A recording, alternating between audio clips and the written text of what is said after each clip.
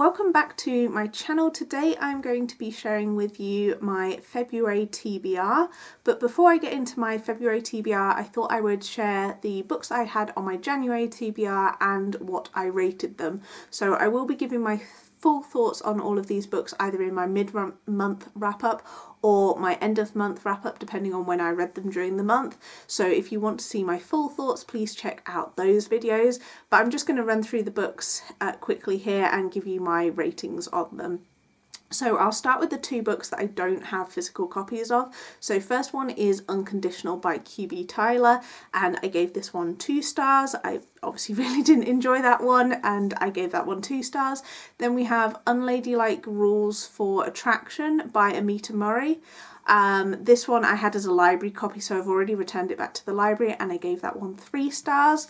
Next I have my non-fiction book, which was Talking as Fast as I Can by Lauren Graham. I enjoyed this one and I gave this one 4 stars. Next we have Cross the Line by Simone Sultani. I didn't love this one, so I gave it a 2.5, rounded up to a 3 star. Not my favourite one, which is a shame because this edition is gorgeous. Then I had Under the Roof by Ali Hazelwood. I didn't end up reading the other novellas as part of this bind up, but I did read Under One Roof and I gave that one 3 stars.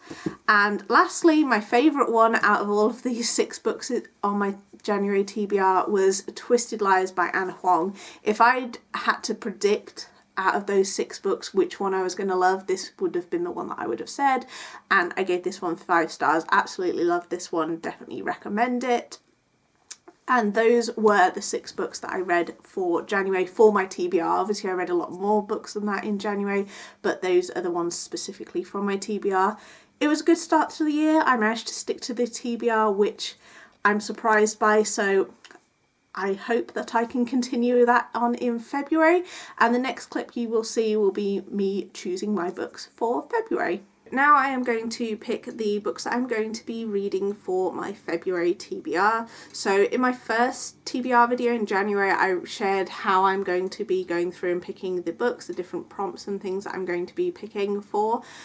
So I would recommend going back and watching that video, because I'll go into a bit more of an explanation there, but I'm going to pick 6 books to read and hopefully stick to that TBR, and they're going to be from 6 different categories, which I will briefly explain as I go through, but as I say, my January TBR I will go into more detail in. So I'm going to start with my Afterlight book. So if you don't remember, I am picking this randomly out of this pot, so I've got all of the Afterlight books written down in here, so I'm just going to pick through and see what we get. So I'm just mixing them up a bit. And we've got this one here. So this is this one. It is the True Love Experiment by Christina Lauren. So let me go and get that one for you and I will show you the cover. I will also read the synopsis for this one as well, so I'll be back in a second. So this is the True Love Experiment by Christina Lauren. So I'm just going to run through the synopsis for this one. I don't really know too much about it, but it says, they're crafting the perfect Hollywood romance for the screen, but the chemistry behind the camera might be the real story. Felicity Fizzy Chen is lost. Sure, she has an incredible career as a beloved romance novelist with numerous bestsellers to her name, but when she's asked to give a commencement address, it hits her. She hasn't been practicing what she's preached. She hasn't been in love, in lust, sure, but that swoon-worthy can't stop thinking about him all-encompassing feeling? Nope. And suddenly the optimism she's encouraged in her readers starts to feel like a lie. Connor Prince, documentary filmmaker and single father, loves that his work allows him to live near his daughter. Then his profit-minded boss orders him to create a reality TV show, putting it all in jeopardy. Desperate to find his romantic lead, a chance run-in with an exasperated Fizzy offers Connor the perfect solution. What if he could show the queen of romance herself falling head over heels? But when production on the True Love Experiment begins, Connor wonders if that perfect match will ever be in the cue cards for him too. So it sounds really good. I love a single dad romance, so I'm even more excited to read this one. Christina Lauren is a bit hit or miss for me. Some of their older books are good, but I found some of their more recent ones to be lacking. So I have mixed feelings about this one. We'll see whether we enjoy it, but I am going to show you the end pages for this one because, as we all know, with the Afterlight editions, they are stunning editions. So this is the cover, really, really pretty, and these are the sprayed edges, and I will just show you the naked hardcover as well. It has these gold foiling flowers on, really, really pretty. And I am, as I say, I'm looking forward for this one. We'll see whether we enjoy it. As I say, I haven't read a Christina Lauren book in a while, so we'll see how we get on with that. Next, I have done a spinner wheel for my Kindle audiobook and historical romance pick, so I will insert that here. But as you can see, I got the letter K this month, which I'm really excited by. And last month I picked books with the title beginning with the letter. This month I've done author's surname. So for my Kindle book, I'm going to read Watch Me by Stacey Kennedy, which is one off my Kindle. This one I've downloaded for free at some point and I think is set in a sex club and is between the owner and a girl that turns up at the club. I don't know too much more than that, but we will see. Hopefully it'll be good. I've not read anything from this author before, so I'm hopeful that I will enjoy it. Then for audiobook, I do actually have a copy of the physical book. I was just trying to find where I'd put it. But for audiobook, I'm going to listen to The Mistake by Elle Kennedy. As I say, I do also have a physical copy as well, but I have the audiobook. I think I actually have the audiobook for all of Elle Kennedy's books in this series.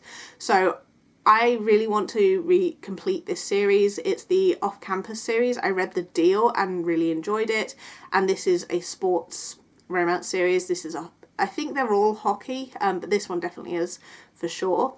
And I don't know too much about the plot other than it's sports romance, and I'm really excited to read this one. I really love Elle Kennedy's writing, so I have high hopes. And then for historical romance, it's worked out really well this month that I got K, but I'm going to be reading Seduce Me at Sunrise by Lisa Kleypas. This is book 2 in the Hathaway series. I read book 1 in January and really loved it.